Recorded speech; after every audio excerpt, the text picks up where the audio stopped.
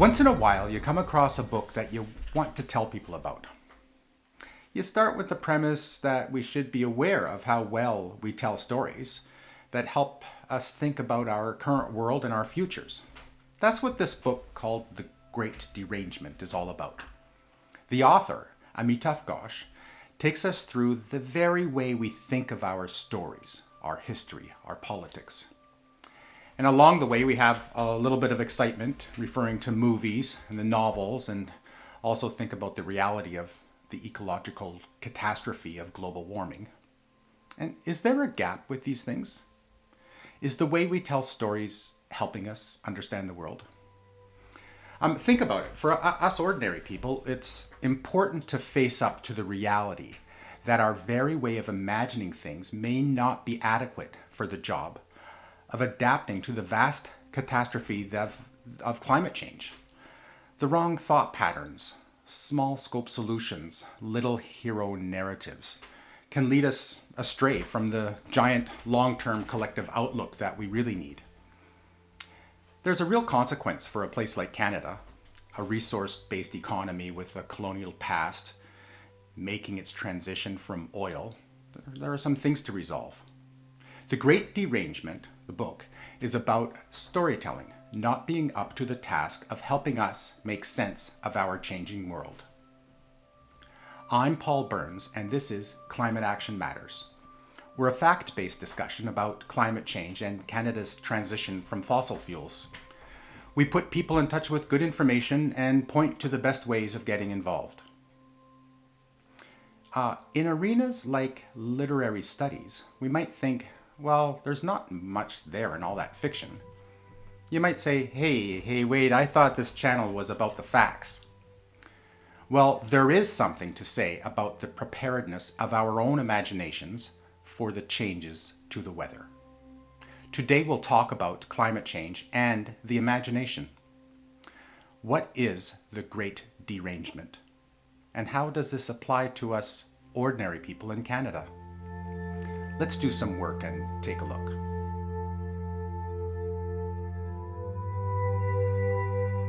My favorite sci-fi disaster movies is, well, all of them. Whether it's the monsters or zombies or aliens, colonies on other planets. I like it all. Remember the bunch of movies that showed us the grisly Mad Max futures and the truck chases and the heroes? And then there's other movies where we have visitors from the future, like Terminator, or from other dimensions and Stranger Things. Well, it could be fair to say that this might reflect my own maturity level. Some recent advice from author Amitav Ghosh, however, is that the literary imagination has largely ignored our current real circumstances that he calls the Anthropocene. So we struggle to tell stories that help us make sense of the changing surroundings as they really are. So when it comes to the changing weather, sea level rise and all that, he says that the literary imagination, the stuff of novels and stories, is ignoring this biggest change faced by human communities ever. And this ignoring is what we can call the Great Derangement. So speaking of new movies and not ignoring things, a good place to start is there's this reference to that scene in Star Wars where they're escaping the Empire spaceships and they hide on a planet, and our heroes, Princess Leia, Chewbacca, and Han Solo, find out that the planet they're hiding on is really a monster.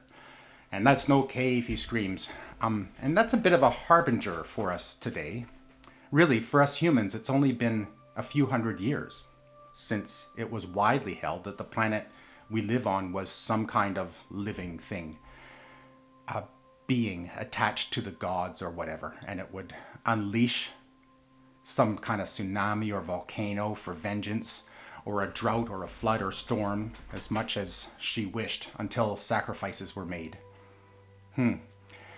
Well, by the time of modernization, the generations of authors and artists and creative thinkers, movie makers, gave us a narrative about our relationship to the world.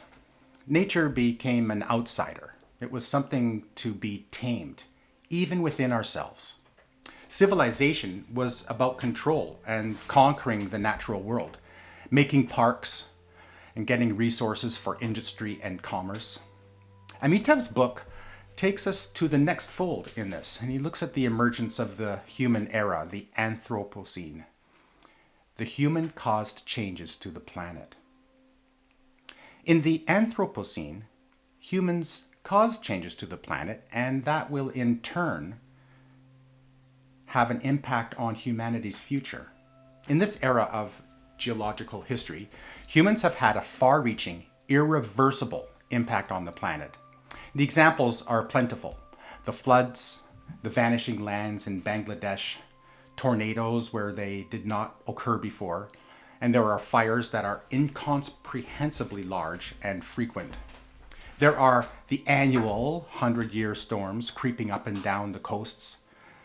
We can explore where literary arts has helped place us in all of this. From some perspectives, we are the rugged individuals, the heroes coping through the disasters. Invisible in most of the stories, though, are us as actors, as collective agents that are causing the changes. In real life, we're struggling to discover the collective strategies to cope through the disasters and reverse the damage. This isn't just the man versus nature stuff anymore, like grade 8 English class. This is the deeper level of human influence on the planet forever, and then the non-human world responding to us and defining our future way of life forever. We can try to point to some older literature like Paradise Lost, Frankenstein, Moby Dick, King Lear. History has lots of literary references to the power of nature. The current literary directions, though, didn't use those as taking off points when it comes to understanding the weather. So we have stories of individual sailors, adventurers, or pioneers in the north or on the sea. And these don't much help us understand the vast, long-term collective crisis that we are in. Modern literature becomes a concealment that prevents people from recognizing their own reality. The novel as a literary form came to exist precisely during that era when humans were harnessing the energy of coal and then oil and then changing the world forever. And instead of preparedness or an understanding of the world around us, the Anthropocene literature, especially realist literature, says the author, has emerged as a kind of concealment.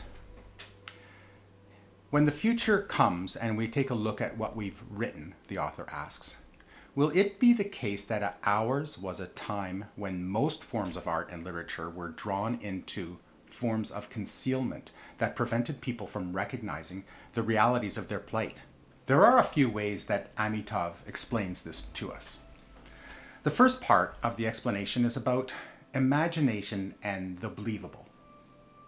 Literature helps us understand the world by making sure stories are believable. Novels are built on the scaffolding of exceptional moments, and we can all understand this. That's what makes the stories so exciting.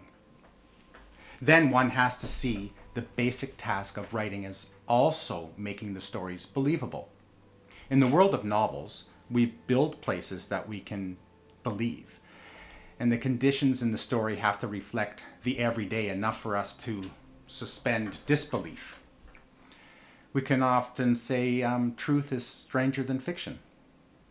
The Anthropocene is a difficult place for the imagination.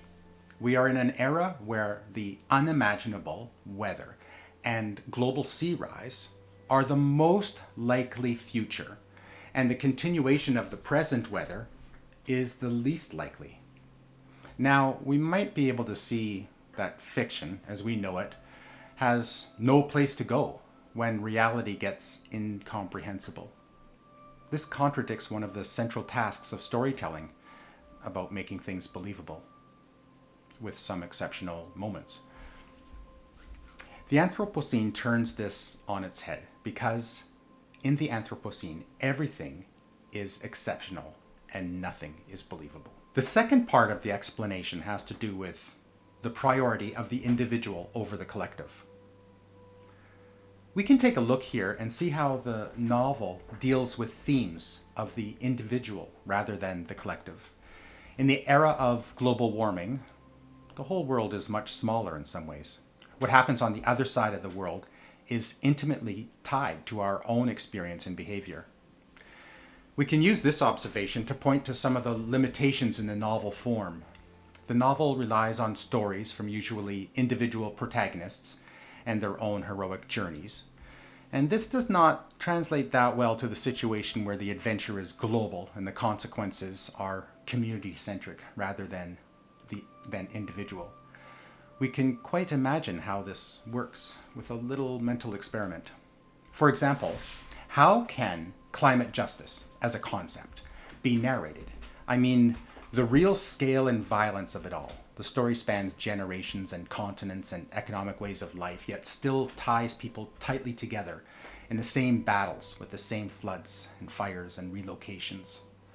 The collective experience may have a new priority in the storytelling, but we have not seen the collective as a large priority in modern storytelling yet.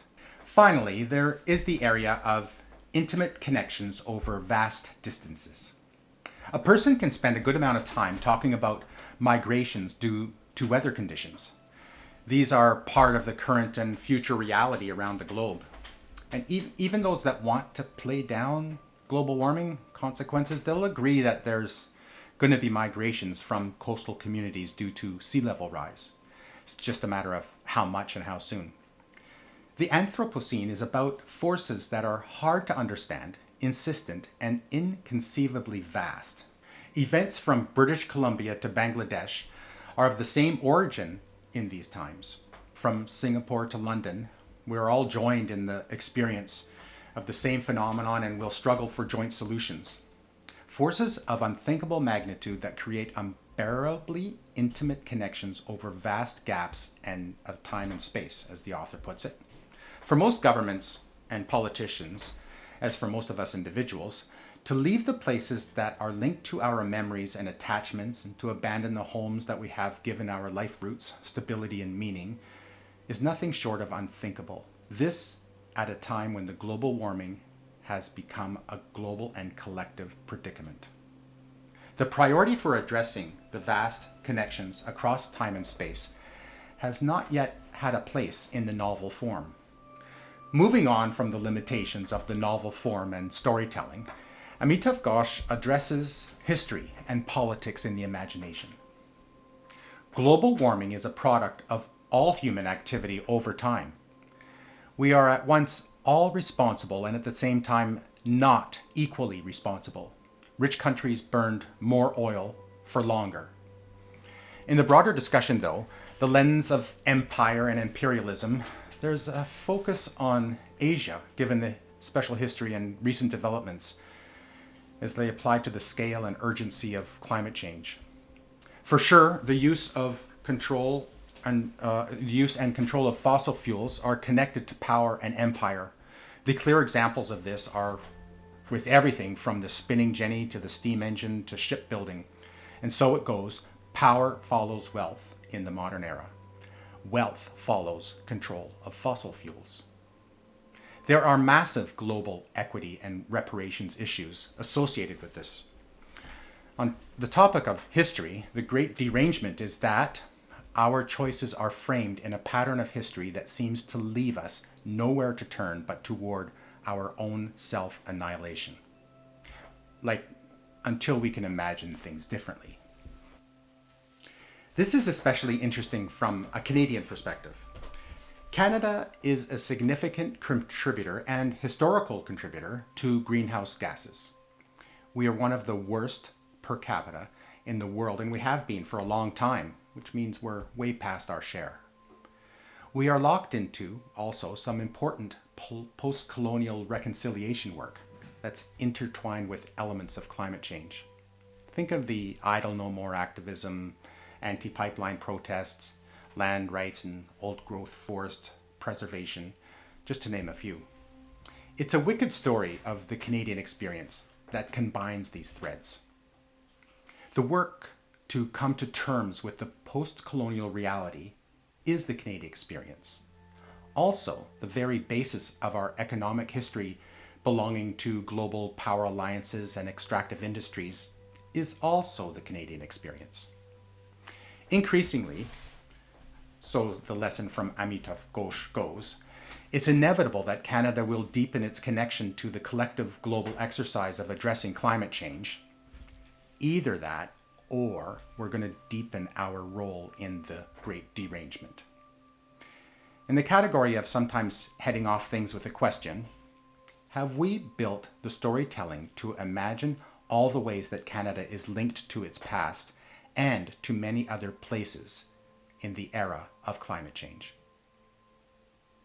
The last section of the book is how we imagine politics. He uses 3 ways to explain this area: politics and the avant-garde. Here, there's an interesting perspective of the arts through history as being stance of unyielding rage against the current order. We can see that all through the modern era, literature was the harbinger of new ideas and freedoms. Arts has long history of being ahead of its time, the avant-garde. There are so many stories how fiction writers that risked life and limb to tell us great stories, the stories that emasculated the powerful, freed our minds, prepared us for the struggles against religious tyranny and fascism, and brought in ages of new critical thinking. Writers were all on board with being avant-garde for fear of being left behind. The author, Ghosh, in his understanding, sees many artists and writers now going off in all directions as if to cover and have self-preservation in this time of the Anthropocene. Next, literature as accomplice. Modern literature is an accomplice in the Great Derangement. The novels can center around individual moral adventure with big concern for stories about protagonists' own journeys and self-discovery. In a second way, modern literature is an accomplice in the Great Derangement. Novels can center around the individual moral adventurer with a big concern for stories about protagonists and their own journeys of self-discovery. In society of the individual spectacle, there's a risk of entirely missing the experience at hand in the present that is largely about the human as a collective. It is nearly impossible to reconcile human spectacle and global climate change collective activism. For much of the time now, the artist may be a part of the collusion in this era during the Anthropocene. We spend time escaping into the small stories rather than grappling with the real scale of events all around us. People will always want to find meaning and purpose in their lives. This is where writers and creators become really important. In the absence of well-developed imagination for meaning and purpose, the denialists and cynics will find a space. We might suppose that the future may, as the author says, hold artists and writers to be equally culpable, for the imagining of possibilities is not, after all, the job of politicians and bureaucrats. There's a lot of society divisions relating to global warming and environmentalism, especially in places like Canada. In effect, climate change is a kind of threat multiplier that makes existing divisions even worse. In politics, the Great Derangement is the dangerous bargain of trying to maintain the status quo. The inadequacy of our storytelling has led to feeble political responses across the political spectrum. There's a focus on the individual, short-sighted commercial thinking, and the abandonment or cynicism toward public institutions and international collective agreements and actions that are so obviously necessary. The status quo of the weather is absolutely unlikely, and maintaining any level of status quo for industry and global relations would also be unlikely unless it's accomplished by force. The consequences of this is what we call the armed lifeboat. In Canada's case, the velvet glove of ineffective policy for ending oil production in the oil sands, for example, is really a disguise for the steel hand that would lead us toward a future of the armed lifeboat. In the face of rising seas and displaced populations, a continuation of fossil fuel economy can only be possible with a massively expanded military burden, either here at home or abroad or both. The continued belief that things can or should stay the same is part of the Great Derangement. Well, back to the movies just for a second. This book went over how these events are of our own making, to lesser and greater degrees, and so this work of our own hands is returning to haunt us in unthinkable ways. It's 100% the case that the author did not make any reference to that old Disney movie, The Sorcerer's Apprentice, but this has definitely been the image that has come up for me. I remember really clearly seeing it as a little kid and being really that scared when things were getting out of control. The persistent army of brooms and floating spellbook and the swirling waters. And maybe that sorcerer who rescued Mickey Mouse in the end is like our own imaginations, pushing us toward cooperative planning, strengthened institutions, and global agreements. Here's to imagining anyways. So in closing, today, we talked about how the literary imagination and climate change have a strained relationship. And this is important because it has impacts on how human culture and politics can respond to the challenges and act decisively and collectively in the face of the new global warming reality. There are particular implications for Canada when it comes to our understanding of colonialism and reconciliation and our fossil fuel-based economy. More than ever, we need to work collaboratively with partners all over the world. So therefore, get the book. Talk about it a lot with your friends. See some movies. Write some fiction yourself. Mostly, help make it normal to talk about climate change. Please take a second to subscribe and use the bell. As usual, the footnotes and links are all below. See you next time on Climate Action Matters.